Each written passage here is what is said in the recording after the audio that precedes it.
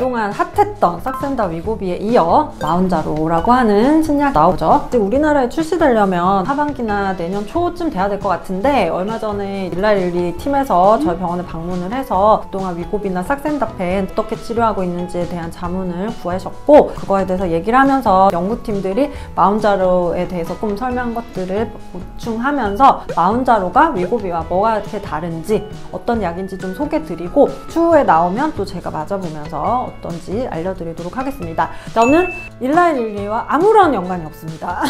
노보노디스크와도 아무런 연관이 없습니다. 그저 제가 조금 더 많이 처방을 하였고, 대사증후군의 환자들이 많기 때문에 저에게 이제 좀 많이 찾아오시는 거지, 그 어떤 리베이트도 없습니다. 요거를 좀 설명드리면, GLP-1은 뭐냐면 장에서 나오는 물질이에요. 공복일 때는 이게 많이 나와 있어서 인슐린 호르몬의 역할을 조금 낮춰서 당이 지방으로 저장되지 않도록 최대한 딜레이 하는 거예요. 그래서 싹센다펜 같은 경우에는 18시간 동안 저장되지 못하게 막아주고, 위고비는 일주일 동안 들어온 당이 세포 쪽으로 저장되지 않게 해서 살이 찌지 않도록 하는 기전을 가지고 있었죠. 마운자로는 GLP-1이라고 하는 싹센다와 위고비 성분들의 GIP라고 하는 글루카곤 호르몬과 비슷하게 생긴 호르몬이 같이 나오게 돼 있어요. 자, 우리 몸에 당이 들어왔어. 그러면 인슐린이라는 호르몬이 나오면서 얘를 쓱 끄집어 당겨서 지방으로 저장해요. 근데 GLP-1하고 싹센다나 위고비를 맞으면 얘네들이 이쪽으로 가는 걸 좀 블락킹 해줘요. 근데 아까 말했던 마운자로에 더 추가되어 있는 게 글루카곤 8과 비슷한 성분의 화학 물질이 들어가 있는 거예요. 자, 이거의 반대는 글루카곤인데, 글루카곤은 여기에 뭐가 없을 때 여기에 있는 지방을 당으로 만들어서 끄내요. 그러면 얘가 작아지겠죠.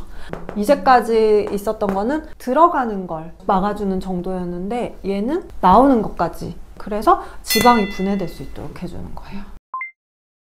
위고비나 싹센다의 부작용 중에 하나가 초반에 위장운동 불편감이 되게 심했거든요. 논문에 따르면 마운자로는 사용을 해본 결과 위고비나 싹센다에 비해서 위장 불편감이 좀 덜해요. 글루카곤의 용량이 높기 때문에 이 GLP-1으로 인해서 생길 수 있는 위장 불편감을 해결할 수 있는 거예요. 그래서 마운자로는 총 6가지 용량으로 되어 있거든요. 각각의 단계를 올렸던 위고비와는 달리 마운자로는 어떤 특정 단계에서 체지방이 잘 빠지면 그 단위를 그대로 유지할 수 있어요.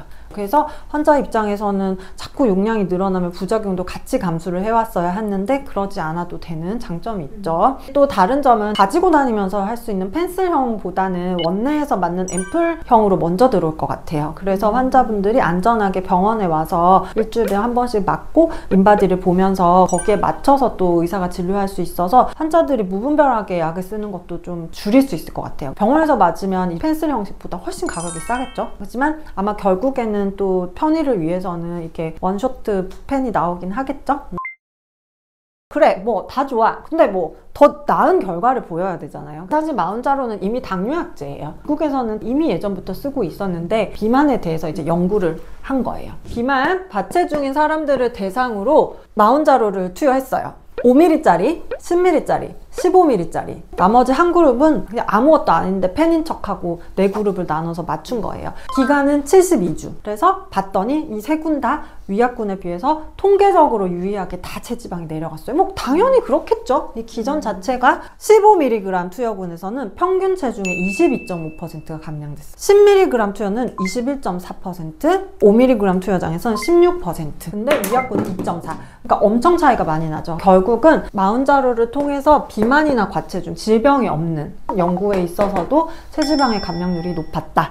자, 그러면 비만, 과체중 말고 당뇨가 있는 환자에서는 어땠을까? 그래서 당뇨 있는 사람들을 쫙 모았어. 당뇨가 있으니까 당연히 인슐린 저항성이 안 좋으니까 아무것도 없는 군에 비해서는 같은 용량을 써도 당연히 체지방이 떨어지는 비율은 낮겠지만 똑같이 72주 동안 연구를 했어요. 15mg에서는 평균 15.7, 그리고 10mg에서는 13.4%, 근데 위약군에서는 3%밖에 안 떨어졌으니까 차이가 크죠. 그 당뇨 환자에서는 내가 항상 말하지만 당연히 체지방을 빼는 게 최종적인 당뇨의 건강에는 도움이 되기 때문에 체지방 관리를 해야 하는데, 이 약이 당뇨뿐만 아니라 체지방의 감량에도 효과를 줬다는 결론을 얻을 수 있었어요. 그리고 뭐 당연하겠지만 체중이 줄면서 당뇨병의 당화혈색소나 혈당 수치들도 다 개선이 된 거예요. 그 다음에 연구 세 번째는 비만하고 과체중이면서 체중 관련 동반 질환, 당뇨병이 아닌 뭐 고지혈증, 혈압, 심뇌혈관 질환들의 위험 요인이 있으신 분들에게 연구를 했어요. 이거는 두 그룹을 나눴어요. 한 그룹은 10mg짜리 마운자를 주고 한 그룹은 아예 안 줬어요. 그 둘을 비교해 본 거예요. 처음에 12주 동안 생활습관 관리했어요. 둘 다 근데 6% 빠졌어요. 그러니까 별 차이가 없었어요.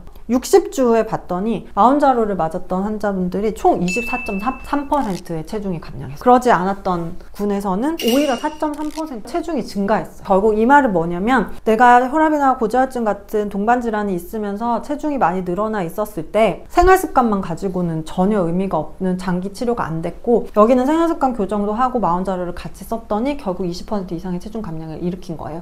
그러니까 결국은 수월하게 체중이 줄여질 수 있다. 그래서 이것도 굉장히 획기적인 연구였어요. 연구 4. 항상 환자들이 물어보는 것 중에 끊으면 다시 찌는 거 아니에요?